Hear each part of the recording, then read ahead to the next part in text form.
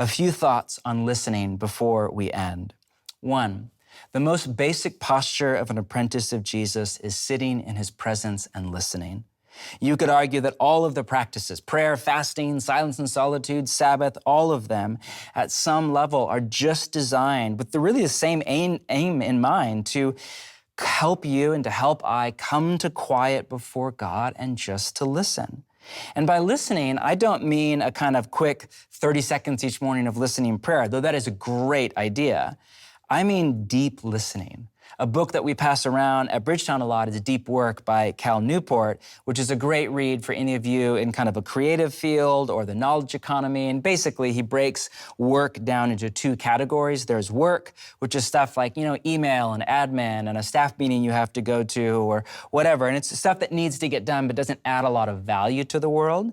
And then there's deep work, which is kind of 3 to 5 hour blocks of time. Your phone is away. There's no distraction in front of you. You're into what the Polish journalist Mihai Csikszentmihalyi called flow, where all of your creative energy is brought to a focal point and where you often even lose track of time.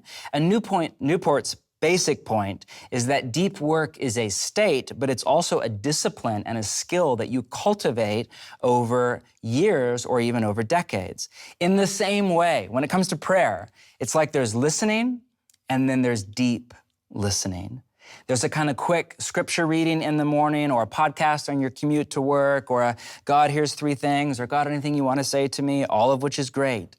But then there's really just sitting before God and waiting on God with an ear to his overtones in your heart by the Spirit, giving time for the chaos of your mind to settle.